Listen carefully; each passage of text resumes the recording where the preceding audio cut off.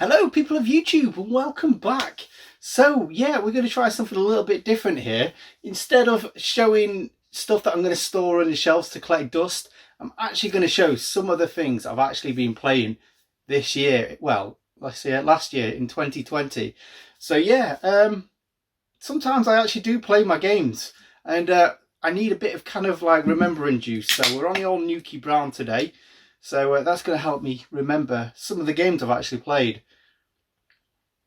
So if anyone watched my channel, say channel, whatever it is, whatever this is, back in 2019, 2 years ago when I first started, I was actually doing the 52 game challenge thing, and I was recording it all on Retro Collect.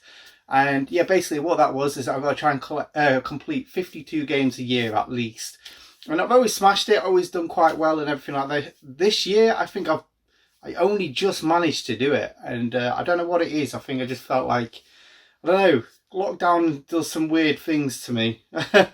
So I just felt very unproductive. But I say unproductive, I mean playing video games is probably one of the most unproductive things that you can do. But yeah, I was not playing as many games as I probably should have done. To say I wasn't doing anything else creative or anything like that. It should have been one or the other. And yeah, I just felt a bit in limbo. But this year I'm proper smashing it. So yeah, anyway, we're talking about 2020 now. And yes, in 2020, out of 52 games, I completed 54. So I managed to beat it, but only just this year. Only just. It's a real ditch effort right at the end. And I had one game I really wanted to complete, and it went into 2021. But yeah, we'll talk about that later. So yeah, since Retro Collect went down, I kind of had no way to record the games I completed. So I was doing it on my phone, and unfortunately I lost my phone, well, broke or lost or whatever I did 3 times. I had to get a new phone. So I kind of lost my list. So I can't fully remember what I did, and that's why I didn't do any of the videos that I did last year. So yeah, I'm doing a recap as best as I can. Fortunately, you can see achievements on the PlayStation 4, so it's going to be mostly PlayStation 4 games. But I have played other games. To be honest, I've played mostly PlayStation 4. It's just so simple. It's just so easy to do. You can put it on pause and then come back to it the next day, and it's brilliant. I love it. Just love it for that feature, really. But yeah, so yeah, mostly it's going to be PlayStation 4. So if you don't like PlayStation 4, you're probably not going to like this video. But yeah, we're going to do it anyway.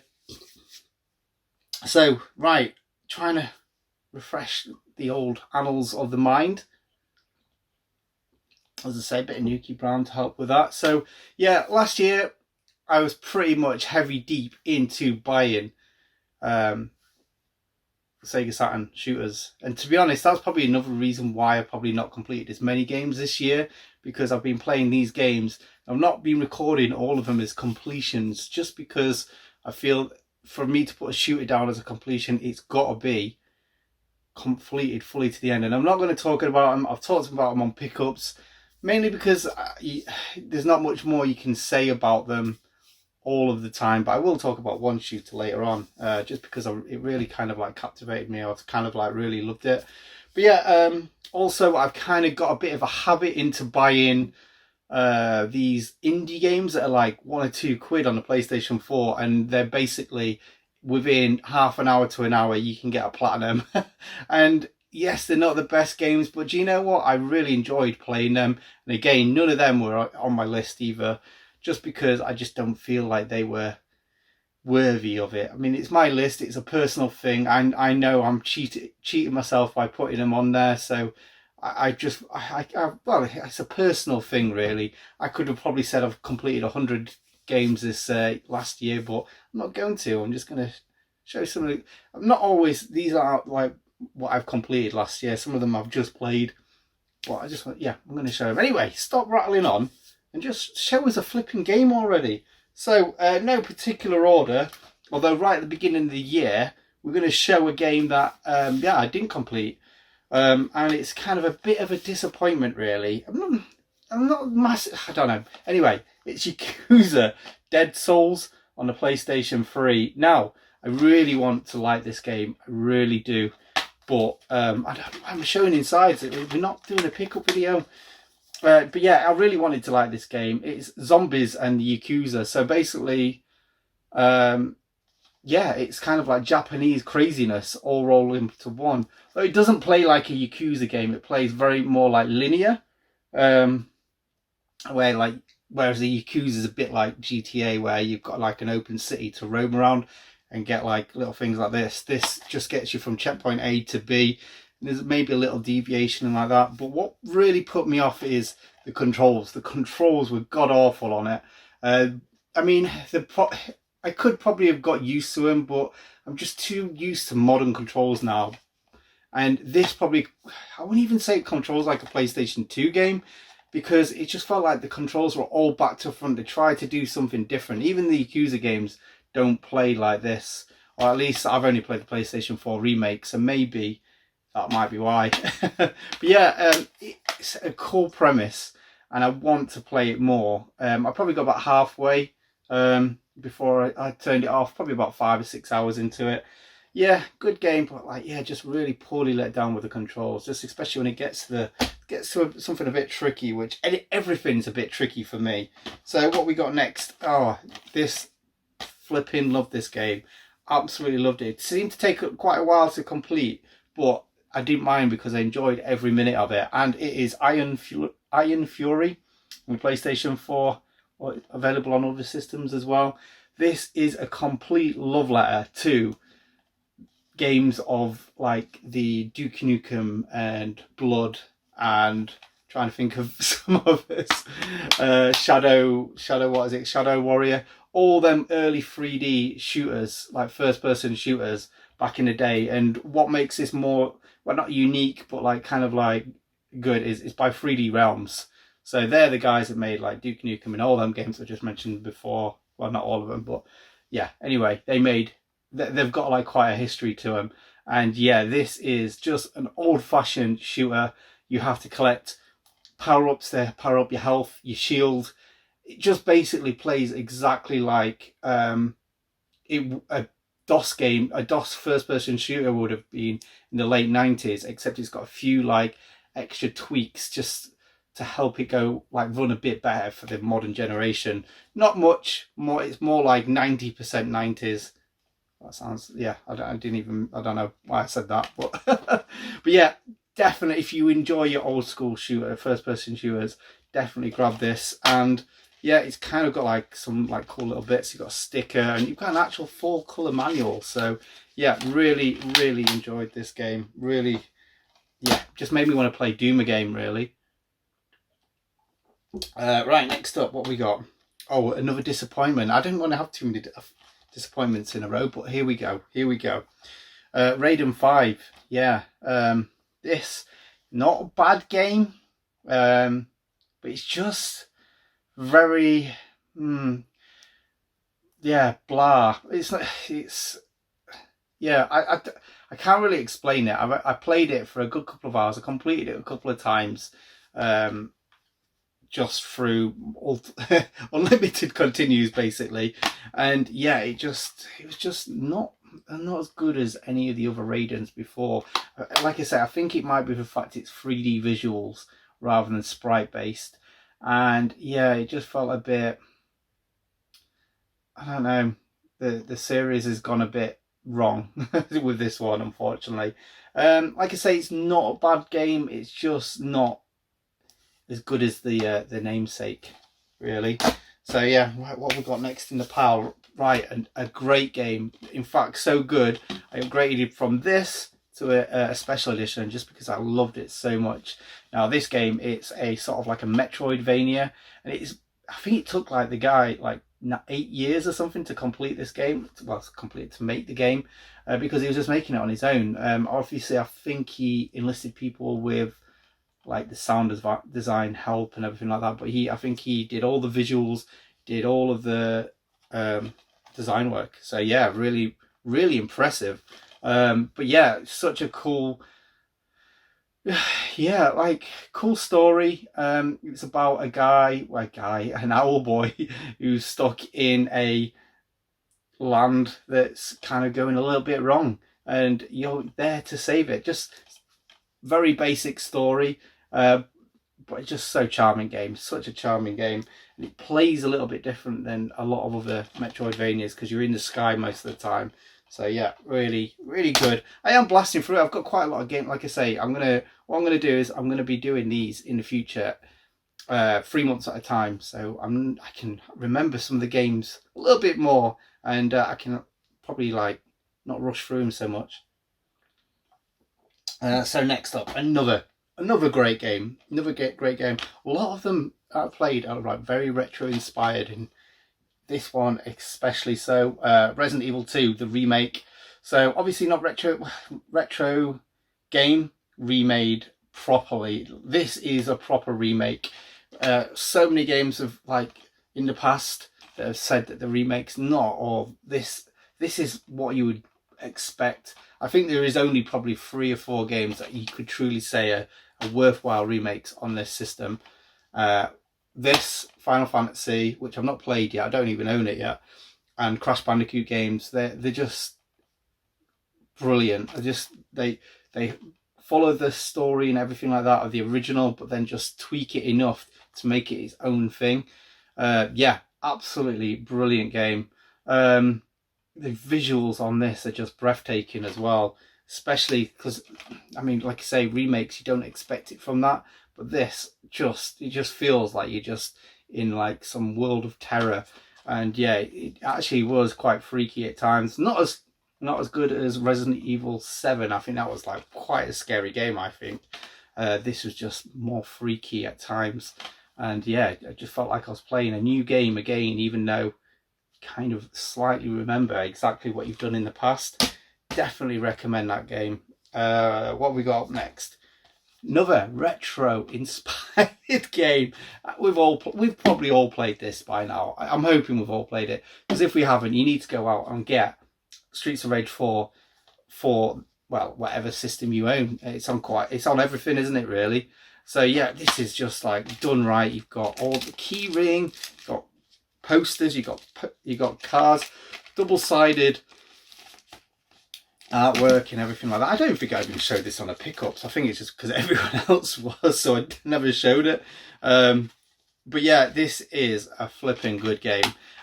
First I was having trouble with it because I just kept feeling like I was dying too easy, but then I realized like it's not the same as an old school fighter. It's kind of like you have to like really know about how to use the parry system and everything like that. So it changes it into an old school looking ish game, obviously with new visuals.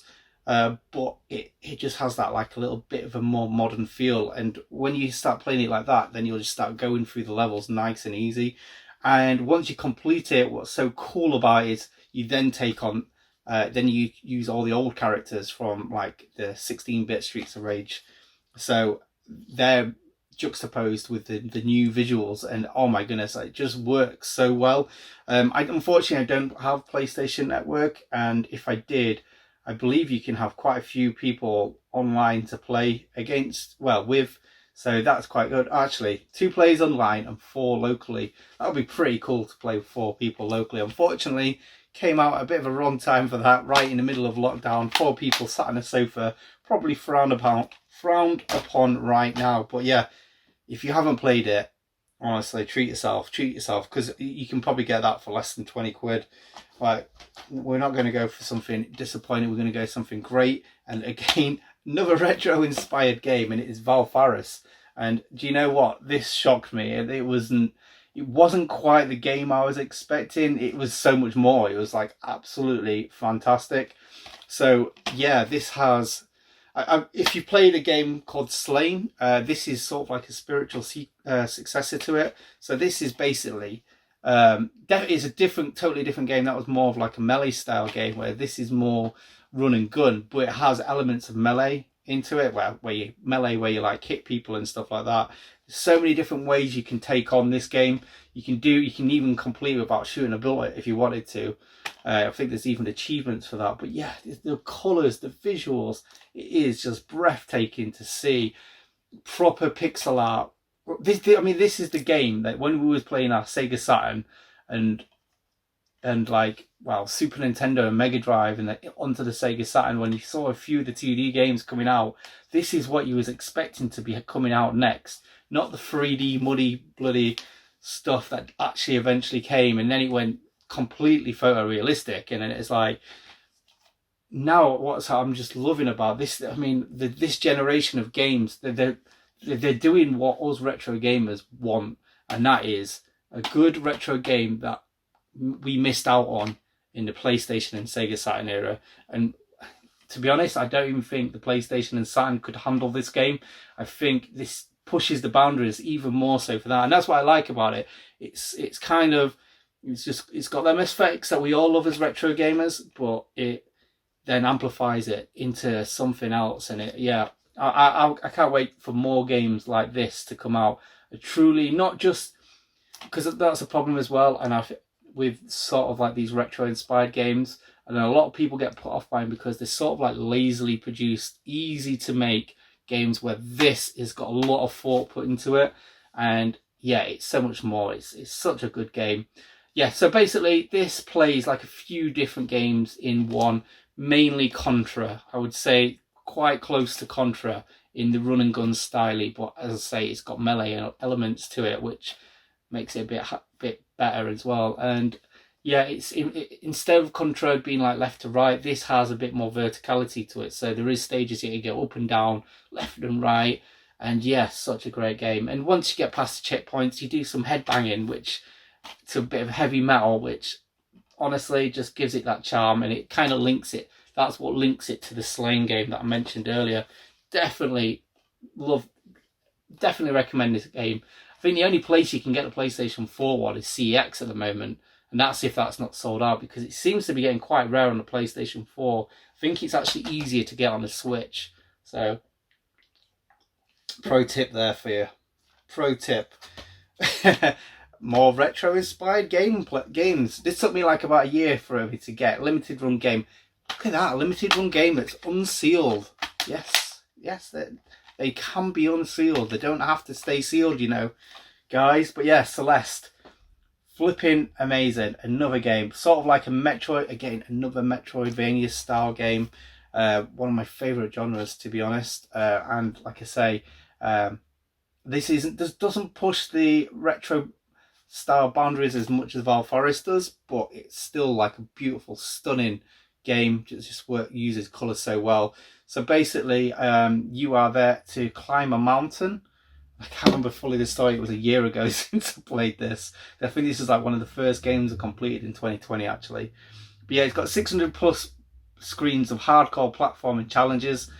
Basically, it's a lot of like clever jumps where you got to learn how to like jump off walls and then do double jumps all in the right ways. It's sort of like it's almost like a puzzle platformer in a way that you need to learn how to do these jumps to be able to get from like one screen to the next. Great game, such a great game. Again, it was talked about quite a lot, but not many people seem to talk about it recently. And what's good, this is actually in, I'm sure I saw this in the Xbox Game Pass. Is it Game Pass, what they call it? Where it's basically Netflix for Xbox. So I would make sure that you play this before it disappears off there. And I think Valfaris was as well, actually. So let's see. A game that wasn't so much like that. Right, okay. Slight disappointment, but slight not. A game that I didn't manage to complete, and it was Control. Now, this game is beautiful. It is very creative with its storytelling and visuals and everything like that, where basically you go to a secret agency, you're looking for your brother, I think, pretty much, who was used as a test subject. And I think you start learning that you and your brother have more things in common, and you start unlocking all these special abilities and stuff like that. Really cool concept, really interesting game. However, I just get I've got quite far in it. I'll probably say I'm 3/4 of the way through, maybe 2/3, I don't know, around that anyway. But I just kept getting lost, getting to the checkpoints and everything like that. I spoke to Dylan about this as well because he's completed this game and he said the same. It's such a good game and definitely recommend playing, but I can't. I don't know. It's hard to recommend, but easy to recommend at the same time. It's very strange in that way. But yeah, 505 games as well. 505 games published, so you know, got to show them a little bit of love. But yeah, I want this to be so much more. If only they used their what's it called? Not the what's it called? The not achievements. What's it called? The tracker to get from point A to B to whatever you're doing at the time. If they sorted that out, this game would be definitely 9 out of 10 for me. Unfortunately, it's a 7 out of 10 just because I'm shit at it. Basically, that's all it is. I'm just terrible at it. Right, what else have we got? More games to have disappointed me. Right, another disappointment. Let's go for a good game. Right, okay, good game. And it's a game that's on the PlayStation 2. But yeah, I finally got around to playing Okami, and I've actually completed it this year. I played it before, but I kind of got put off by the fact that you can't skip dialogue, and because I'm rubbish at reading and stuff like that, I don't enjoy it when I can't skip it. And yeah, I thought you know what, I'm going to go for it. And this time, this version, you can't skip it. But then later on, you can skip it. It was very strange how it started off that way and then didn't. I'm assuming PlayStation 2 one probably went like that eventually. But yeah, such a cool game. It's sort of like Zelda, but you're a dog. Sort of like an old school Zelda, not like Breath of the Wild. But yeah, cell shaded and beautiful. Yeah, so yeah, you can play this in widescreen as well, which makes it so much better to play, because I think the other one's in 4:3, which is probably why this is the ultimate way to play this game. Artwork is stunning. If you like Japanese kind of like lore and everything like that, it's got great music. It's just a great game. I mean, it's not as in depth as some games, but yeah, it's really cool game. Definitely recommend playing this. And of course, my dog was named after this game, but I'm sure you all know that by now. Right, what games? Right, so I think a lot of these are getting disappointing for me now. So in the summer, I thought I would get around to playing this game. I heard it was going up in price, and I thought, do you know what, I'm going to get around to playing it now, just because. And it's Paper Mario, A Thousand Year Door. So yeah, I previously played Paper Mario on the Wii, and that was my first introduction to Paper Mario. I always wanted to play it before, but I just never got around to it, because I thought for Mario as an RPG, that sounds like a great concept. It wasn't. It was very childlike, the Wii version, and playing this, it is kind of childlike, but it just felt like this has got more depth to it than the Wii version, like literally and figuratively, just because. Yeah, I don't know, the battle system was very cool, but with this being about a 50-hour game, I think, between 40 and 50 hour, the gameplay was cool, but it just didn't have enough to it to keep me interested, and I just felt like it became a slog later on. Although like I say, it's a cool game, I just don't think it's worth the money that this goes for now.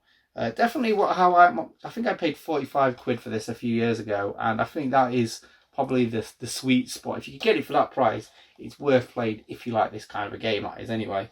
But yeah, I was a little bit disappointed by this, and then I went on a few months later. It wasn't straight away. I went and played Mario and Luigi Superstar Saga. That changed everything. This is what this should have been. Well, I suppose not should have been. This is what it turned into. Very similar mechanics, except there's more like puzzle elements along the way that break it up. And yeah, the simplified sort of like turn-based gameplay that it had on that. This just seemed to have, it just made it a little bit more exciting, or not exciting because it's not massively exciting. It just made it a bit more fun to play through, and yeah, I enjoyed this so much more. Just the cool, colourful Mario visuals and everything like that. I think this is a little bit shorter as well, so I think it was a little bit more streamlined than the Thousand Year Door. And to be honest, I've heard a lot more people say they prefer Thousand Year Door than this. So I think I am quite in the minority on that one, but I just preferred this so much more. So many like nods to like other games as well. So yeah, really cool. I never did the Minions quest. I'm just looking at the back of this. Play as a Goomba, round up allies and fight in a fierce tactical battles. I don't know if anyone played that, but that sounds quite interesting. I don't know how you actually play it, but yeah. Just double checking I've got the cart in it, because sometimes these go a bit walkies. So what we got next? So a great game. This was great. Very dated controls because basically this is sort of like a PlayStation 2 game. So yeah, again, it's a little bit dated controls, but unlike Yakuza, this still was very playable. And the gameplay, again, yes, it could be better because just spoiled with like modern gaming and everything like that nowadays. But what makes this is the storyline and everything like that, because this basically is Ghostbusters 3. Similar storylines to the films and everything like that. I mean, there's nothing, it's very predictable in the storytelling, but it's just nice to hear all of the proper cast like actually in the game make it with a completely new story. It's so cool, and I'm looking forward. When's the new Ghostbusters film coming out? I know it's supposed to have come out this summer, wasn't it? Summer just gone, so maybe they've held it off this next year. Don't know, but yeah, looking forward to the new film. Kind of a bit of a segue there. I need to take this sticker off, but I think I need to take it off, don't I? But I'm kind of wanting to upgrade this to the blue one with the film in it as well. Again, talking collecting, and I shouldn't be really, but anyway, yeah, definitely recommend this if you've got a PlayStation 3 or an Xbox 360 or a PlayStation 2. The Wii one, I believe, is a little bit different and a bit more cel shaded, obviously, because I suppose it's not as powerful as a machine as the PlayStation 2. Sorry, little jokes there. Right. So going back to a retro game, we've got Chrono Cross. So yeah, I played this probably I can't remember if it was just before or just after Paper Mario, and this sort of sequel to Chrono Trigger. And I think, yeah, 20 years after the events in Chrono Trigger, a new set of adventures are preparing for a battle that will surpass even space and time.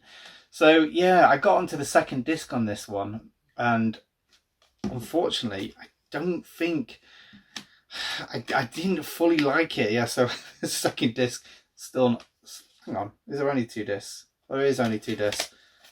So yeah, I've probably got halfway through onto this, and then I got to a bit that it just kept kicking my ass, and it just kind of, there was something about the turn-based like gameplay that I didn't fully click with this. I think they tried to be a bit too clever for its own good, and when RPGs get like that, it gets a bit too much for me sometimes. I just spamming attacks and just leveling up until I'm like super hardened, just so I can just blindly go in there and just batter everyone just by simple flipping attack.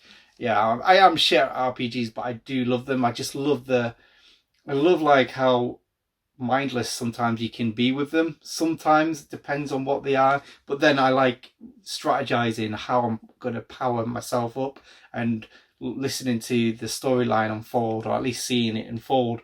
And yeah, it's good, but I don't know, I just keep comparing it to Chrono Trigger. Probably need to stop doing that. But yeah, I need to go back to this and complete this year.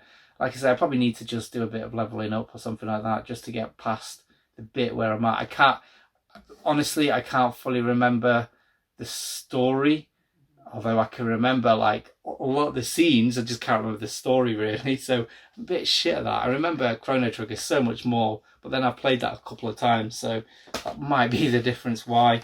Right, I've just realised I did a bit of a notebook to say what games I played. Where the fuck is it gone? Right, yeah, so I just remembered there was other games other than physical games that I completed. And yes, some of them were digital downloads. Dirty word to some of us collectors. Yeah, and I thought I'd write a script. So what games have I forgotten to talk about? Blazing Chrome.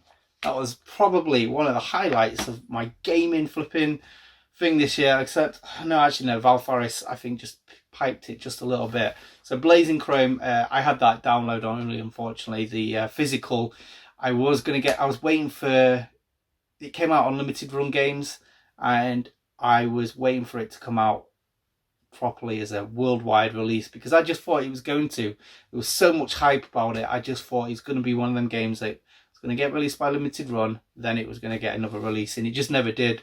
Because of that, and because of how popular it is, it's quite expensive. There was actually a limited run drop just recently, a couple of months ago. Actually, I think it was Black Friday, so it's quite a few more months. And yeah, just the scalpers managed to get that within seconds, unfortunately. But yeah, I got the digital download, and yes, such a great game. It is basic. That is what a sequel to Contra should have been. It is, again, it's got a few like melee elements to it. It's fucking rock hard. It really is. I got to a bit where I just completely couldn't get any further, and then I had a couple of, I think I had like a month break of it, and then I went back to it, played it again, kind of twigged again that time, and yeah, it's such a great game. Definitely recommend it. It's kind of got a cool life structure where it's like a more modern thing. You have, instead of a certain amount of lives to complete the whole game, you get a certain amount of lives to complete the stage, basically. And if you don't do that, you continue right back, and you've got unlimited continues. And because of that, they've made it super hard. And I think that's why it's so much harder than a normal Contra game, because it's kind of got that difficulty for sort of like failing and then being able to do it again. But yeah, just really, it's just a really good game. And everyone should play it. Once you complete, I think you get a few other characters, and they all play a little bit different to each other. So I think one of them is just a complete melee game. It's like a ninja, and I tried playing it with him, and yeah, I couldn't get anywhere. I think I got past the first stage, and that was it. So yeah, next up, probably, I would say definitely top 3 games of the year. Blaster Master Zero, again, another limited run game that I missed out on. I should have got it. I'm kind of disappointed that I've not gone for a few more of these limited run games. There's quite a few that I should have gone. There's Panzer Dragoon. Would have loved to have got that, but never mind. I'm not paying the aftermarket prices that they go for now. But yeah, Blaster Master Zero. Anyway, enough of the limited run. That is such a cool game. It starts you off, and it just gives you a slight, not like a massively remixed, slightly remixed version of the theme tune to the original NES Blaster Master.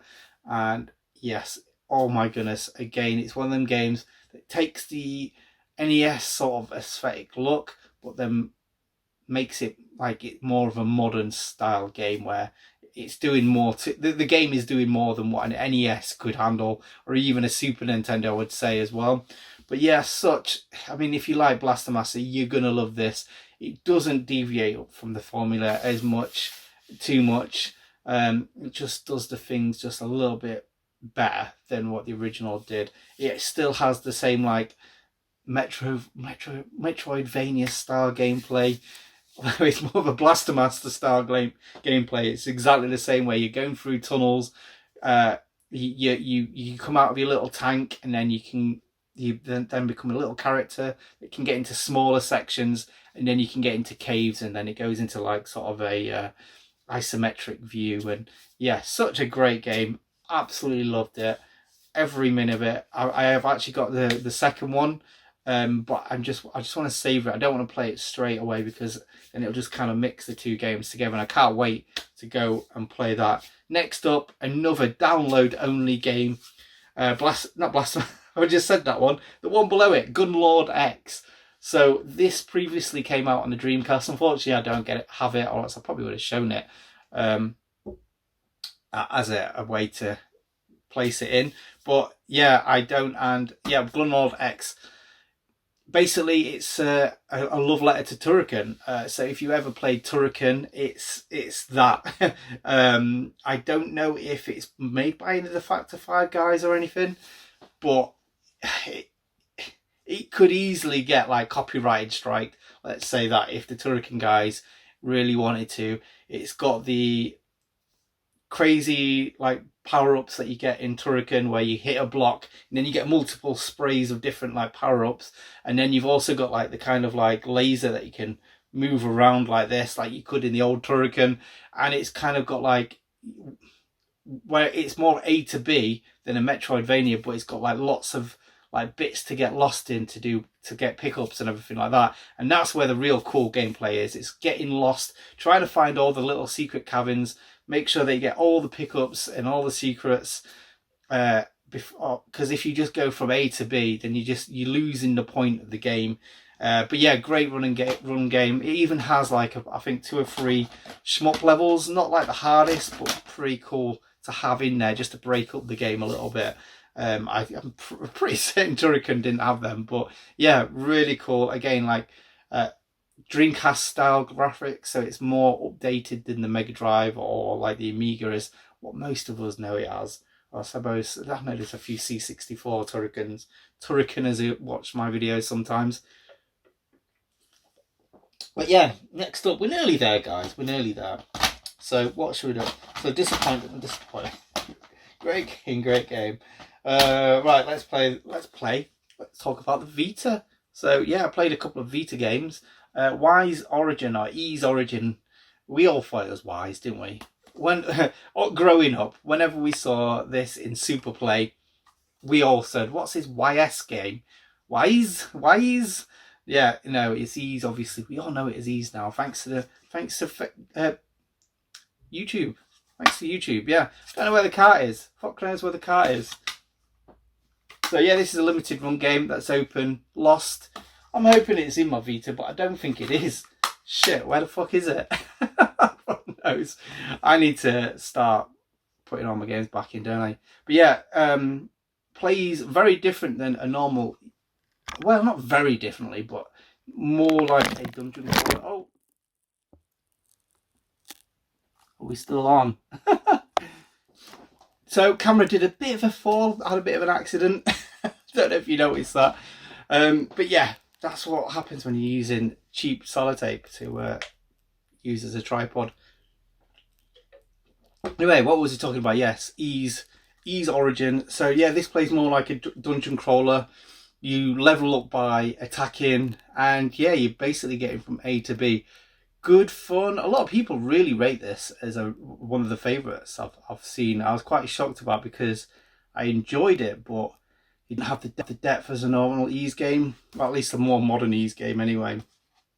I think originally this came out as a PC release, and then it got ported over to consoles like quite a few years later. So even though this came out a few years ago, it's actually it's a lot older. So not that should make a difference to the gameplay, but yeah, don't go into this like a normal E's. I think you can complete this a few different ways. I think you got to complete a few times to properly do it, but I did it once, and it was, yeah, it's just a nice, enjoyable sort of like a Zelda-ish dungeon crawler, sort of top-down kind of game. Yeah, good game to play. I won't pay too much to get it. If you can get it in a sale, definitely worth playing.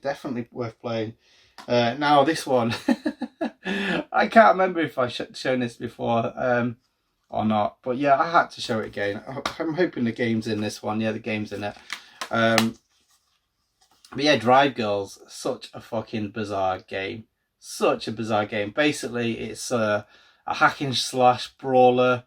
That's sort of like you go into like a little arenas to brawl, and then you drive to the next one and do it again.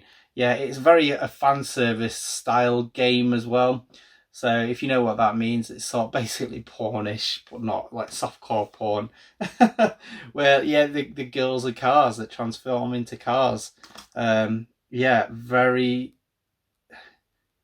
I kind of I got into it when I first played it, got through a few stages, and then it just felt like I was just like, I know a lot of these hack and slash style games are very repetitive, but this just felt so much more repetitive, and it just got to a point where there was a bit of a difficulty factor coming into it, and because of that, I was just like, I'm out of this. I've got my enjoyment out of it. Unfortunately, I only paid like about 10 quid for this, so it's not like I paid a lot. But yeah, if you can get it for that, it's worth it just for the uniqueness of the fact it's fucking called Drive Girls. But yeah, the Japanese love to turn girls into something else, like the Sega Hard Girls. Right, next up, the biggest disappointment of the year, hands down, has to be Persona 3. Now, I think I played about 8 to 10 hours of this game, and I got to the end of the first dungeon basically, and I fucking hated it. I hated it, and the reason is because I only got into Persona with the fourth one on the Vita because it was like a big Vita release, and it wasn't the game that I was expecting. So I don't know if anyone's played the Persona games, but it's not a straightforward RPG as such.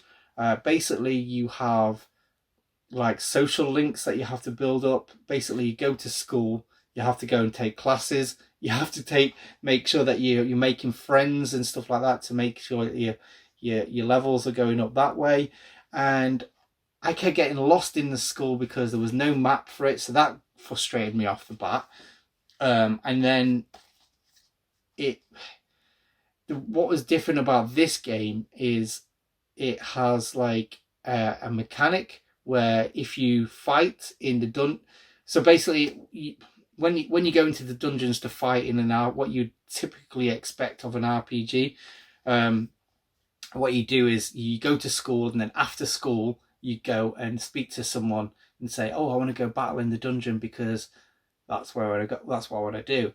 And that's great and everything like that. I'm kind of used to that structure.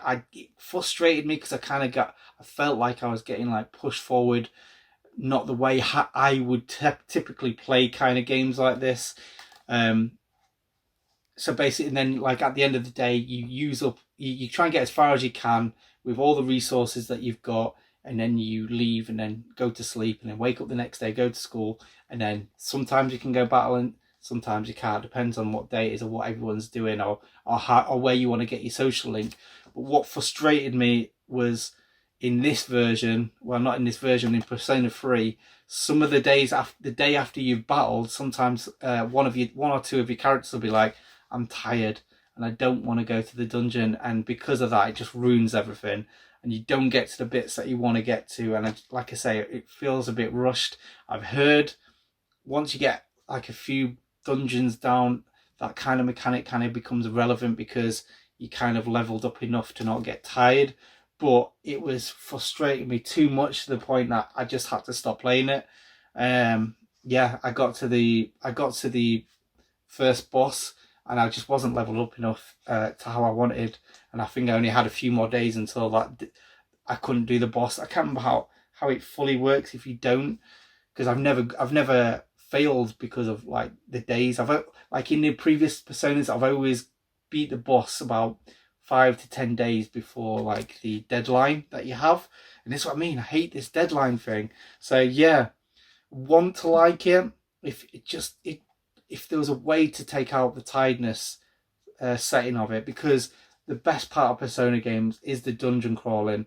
It's the turn-based fighting. I absolutely love it. I really love how that plays, and it just makes me forget how the social links, the bits I hate about the game, the school bits, I don't like that. I just want it to be like a Shin Megami Tensei game, because they're more my speed. I enjoy that game. And talking about Shin Megami Tensei, I forgot to show you that I actually played Shin Megami Tensei 4 Apocalypse on the 3DS.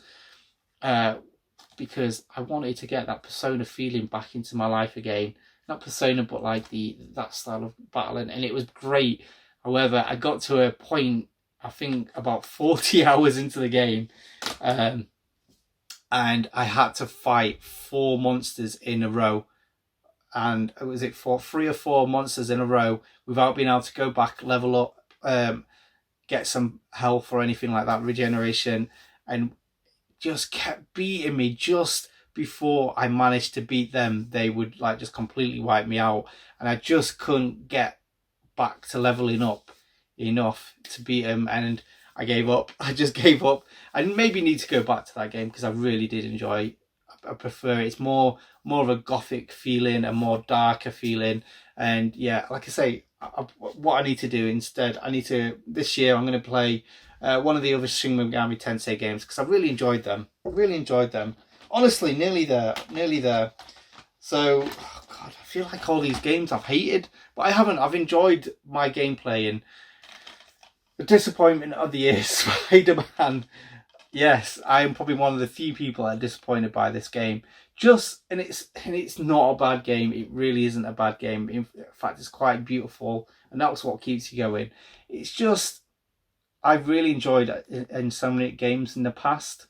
They've made the Infamous games, brilliant games. I played the first one I played was PlayStation 4 one, and I went back to the PlayStation 3 one, and even though obviously it was kind of like a hit in gameplay, it was still great enough and like rich environment enough for me to really enjoy it. This just felt so bland, and like you're just doing things for doing things sake, and that's what I didn't like about this game. It just felt you're doing something by numbers. Yes, it was a good game. I enjoyed what I did, but it didn't make me want to mop up all the like little maps, the little achievements what you need to do along the way. And because of that, that's why I'm disappointed, just because it was so hyped up. Yes, it was a good game. The fighting was okay. Nothing much better than like an Arkham Asylum style game, but in fact, I think Batman Arkham Asylum fighting was a little bit better than this. But like I say, I don't know. Maybe that Miles Morales is a bit better. Right, good games now. Bloodstained. Oh my goodness. This is amazing. A Castlevania. This is what Castlevania should have been. Basically made by the guy from Castlevania fame. So this is basically a modern style Symphony of the Night. So it's got the 3D visuals, which when it was first announced by Kickstarter, they first showed some of the visuals off, and it was terrible. They just looked not what us fans wanted, and they actually listened and they cleaned it all up and made it a lot better game. So glad they did, because it just hit the right notes for when, because there's all these Metroidvania style games that have come out, and nothing's quite the same as Symphony of the Night. Really isn't. And this is if you're a Symphony of the Night fan, you're gonna love this game. You can choose your different weapons. You can just level up how you want to. And yeah, it's a really good game. Really good game. Another 505 games. Yeah, it's nice to see 505 games releasing really good games. Another great game, and it's Agallos. So this is more in the style of the Wonder Boy in Monster Kingdom, is it? Where it's again a sort of Metroidvania style game. And yeah, this is amazing game. And I'm trying to think, the only way you've completed this game is if you've done this like challenge that you've got to do, and it's like freaking hard. It took me about an hour or two just to complete this one challenge, just so I can get an achievement. And what's it called? Something I can't remember, but yeah, you basically got to like these special jumps like over like gears and stuff like that, and like hitting bats to get to a point. And yeah, it's so like you got to be pinpoint pixel perfect to get to it, but when you do, it's just like achievement unlocked. It just feels so satisfying. But yeah, this looks like it could be on a Mega Drive. It really could, like sort of in between graphics of a Master System and Mega Drive. Yeah, if you enjoy Wonder Boy, I'm sure you probably know about this game. You probably completed it already, but yeah, definitely a recommended game. I believe the Switch one of this has got quite expensive recently as well, which I think this was like £8 when I first bought it. Like about a month or two after it came out, it just went straight down in price. So it's nice to see that the developers are getting a bit more money from it now. Right, okay, first game of the year, I think it was. I think this was quite early on. Another game that took friggin' forever to come out, and it's Battle Princess Madeline. So yeah, this game, it's a good game. If you complete the game, you'll actually see my name in the credits. That's how cool it is. Yeah, I actually kickstarted this. There was a massive controversy about this game because when it came out, it was supposed to have like the special cover and everything like that, and they all came out with the same cover as the Limited Run Games one. But if you unseal it and open it up, it's actually double-sided, and the Limited Run Games one isn't. So yeah, this is such a better cover than the Limited Run one, I think, at least anyway. But anyway, we're not talking about covers and shit like that. But yeah, it's basically a love letter to Ghosts and Goblins, but it has more of a Metroidvania style to it. But as well, what I find about it is it feels more like a Flash game. Now, I believe, again, the Switch was announced after the Kickstarter came out. So all the Kickstarter people, I don't think, could get the Switch one. And they actually made the Switch one a bit better, I believe. I think it's got a few extra modes on it that makes it feel a bit more like a Ghosts and Goblins style game.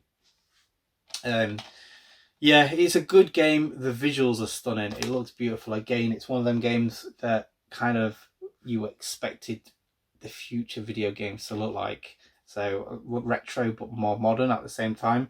But yeah, what disappointed me, I think the problem is I played Curse Castilia first before I played this, and oh my goodness, that is the true... If you like Ghosts and Goblins, Curse Castilia is your game, because that is a true sort of like spiritual sequel to Ghosts and Goblins. It just plays exactly like one. Great game. I would go back to Curse Castilia. Don't think I could go back to this game. Definitely go back to Ghosts and Goblins. I do that every so often, and it kicks my ass. So yeah, what else have we got? Right, so 2 great games. Oh, hang on. I think couple more games actually. Couple more games. Right, Donut County. Right, okay. This is a good game. You can get it physically as well. Not too expensive, but for the game that it is, it probably is, because I think you can get it between 30 and 40 quid, and it's like a 2 to 3 hour completion. Not a massive game. It's not a completely visually exciting game, but it's just kind of like, it's just cute and kitsch enough to like I really enjoy it quite a lot. So basically, you're a what are you, a panda or a raccoon or something, and you're running a donut store, and you're using an app, and the app's swallowing up the whole town, and and yeah, it's such a weird storyline. And so basically what the gameplay is it's like a reverse version of Katamari. So when you're this raccoon using your app, you're moving this little hole that starts off like as if it's a golf course style size hole, and you're going along and you're picking up blades of grass and stuff like this, and then it's making the hole a little bit bigger, and then eventually you get to like take whole buildings down, and like just like Katamari, it's just that same kind of principle. But yeah, it's really satisfying, really cool. And then, well, I won't spoil the story for you, but yeah, basically all of this is falling into the underground city that's below, and yeah, it's really cool. It's such a cool game. Definitely get it. As I say, I played it digitally. I think I got it for like 3 or 4 quid. Well worth that and then some. Next up, another game I got really cheap, and it's quite a short game, but very, I would say, the game, well, let's just say what the game's called. It's 1980X, 198X. And yeah, it is such a cool game. I would say it's more of a soundtrack, an 8-bit style soundtrack, 16-bit chip tune soundtrack that someone's put a game to it. It is more like, I would love to get that as a vinyl, because I think the music on there was absolutely stunning. And I was more excited to hear what the next tune was going to be than what the next level was going to be. However, that being said, the game was, it wasn't the best gameplay, but it's very cool. So it started off as a sort of a brawler, sort of like Streets of Rage Final Fight. Really cool graphics with that. And then it changed up to, after you did that level, it then changed up to sort of like a ninja game, where it's more of an 8-bit style game, like what you typically see on a Famicom, but done a bit more modern. You don't really see many games like that in the style it was made in, and that was like sort of like a left to right endless runner, where you're jumping up and down levels, making sure you hit everyone. Yeah, it's kind of cool. That was like not the best. And then at the end, what was so cool, like my favorite stage of it all, was a sort of like a dungeon crawler, sort of like how it would be on the old micro systems or the old PCs, like the Apple Mac and stuff. So it was like a first person dungeon crawler. Yeah, that would probably the least visually appealing out of all of them, but my fate, and probably like to a lot of people wouldn't like it, but like, as I say, I'm a bit of an RPG fan, and it had like very simplified turn-based fights, and yeah, that was my absolute favorite of it.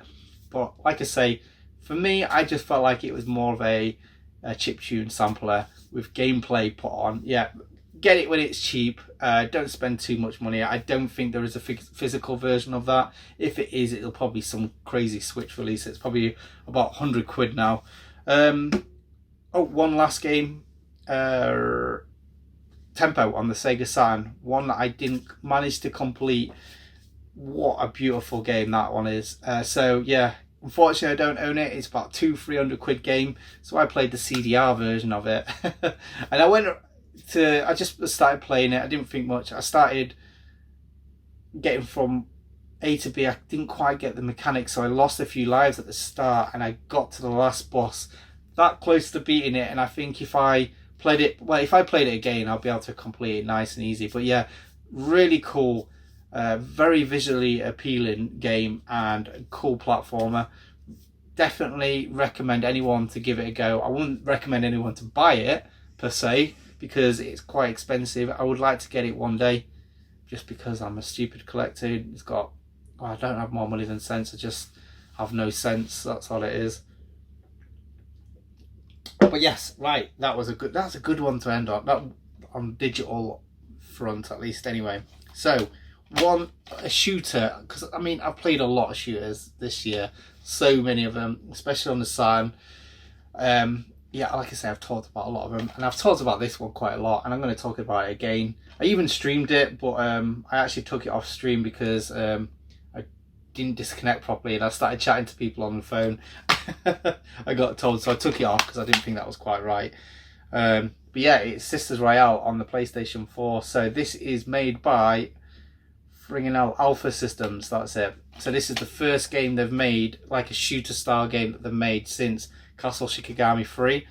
And yeah, plays look very not differently, but visually very different. And yeah, this is it's just really, every time I play this game, it just lifts my spirits. It's not the hardest shooter.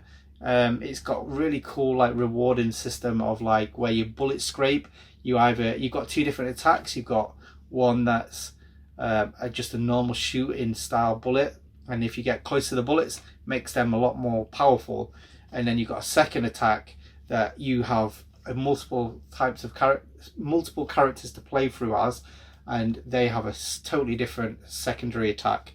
But that secondary attack, it kills them, but it's just the minimum power that you can have, and but that gets you points, and that point scoring is just so satisfying to me, because you're getting all these coins come out to you, like, and then just, oh, I just love it.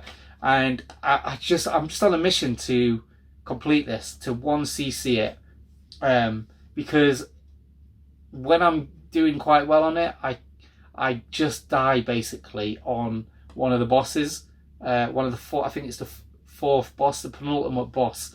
I die, and then when I do the final stage, I don't lose a life, and so I know I can do it. I just know I can do it, but I just haven't yet. and I think that the fact it is, I'm so close to beating it like that, it's making me more addicted to play it. And yeah, I play this every so often. This hasn't gone on my shelf since I got it. It's just been downstairs next to the TV, ready to play when I feel like I'm ready to do it. Right, we're on the last one now, guys. Thanks for sticking around this long. And this is an absolute belter. This was a great way to finish off the year. It wasn't the last game I completed, but it was yeah, one of the last games, and it took me a long time to beat. I think it's between 50 and 60 hours, but it's one of the first AAA games I've actually got a platinum on. So yeah, that's how much I enjoyed it, and it's Days Gone. So yeah, I believe this had a bit of a rocky start when it first came out, but now all the patches have come out, which makes sure that you get, it's just made the experience a lot better. So yeah, basically this to me is, what is it called? The Walking Dead, the video game. Like not Telltale video game, actual video game. You go between camps to find your loved one who you lost when everything was started kicking off. She went in a helicopter. You went to help one of your friends who didn't get bit, but he had an accident, and there wasn't enough space to get on the helicopter, so one person had to stay behind, and he decided to stay with his mate to get him to the camp that needed to, and that is basically where the story goes. Yeah, so you go in between camps, you try and make sure that you're building their camp up well and everything like that. Not making that sound like a strategy, but that's more storyline. And yeah, it's very cool game. And what makes this very unique and special is the zombie hordes. They are so satisfying to kill once you get, I mean, the thing is, if you want to know about this game, go to Marcus Dad and Lads Games. I'll put a link below. You probably all know who he is anyway, but yeah, he's been playing it over the last 2 or 3 months. I think he's completed it now, him and his lad, and he's put a few like shots where they talk about it, have banter about it, take the piss out of each other while they're watching back some of the gameplay. And yeah, this is a brilliant game. Like I say, it's the only AAA game that I've platinumed, just because I enjoyed it so much. I loved crafting the baseball bat into something a bit more deadly by putting like a rip saw on it or something like that, or putting some nails on it, and you can batter everyone a little bit more. And yeah, such a good game. I can go on about this so much. It got a bit depressing, I've got to say, a little bit depressing, in just the fact it is a very, well, I mean, it's about zombies in the apocalypse. Of course, it's not going to be the most joyful, but yeah, it's good, and it's got some nice sexy scenes in it too. But yeah, that is my gaming lot. It's not everything that I played, it's just the stuff that I kind of wanted to talk about the most. I knew it was going to be a long video. I don't know how long it's going to be. To be honest, I do this more for myself than anyone else, just to remember what I've gone through and actually played a little bit, just to remember them games, and just remember what I loved or hated about them. Like I say, in the future I'm going to be doing it probably every 3 months, just so I can actually remember what I played and actually talk about everything this time. But yeah, anyway, thanks for watching. I'm probably going to do a pickup video straight after this. So yeah, I'll probably see you on the next one. Cheers, thanks, bye.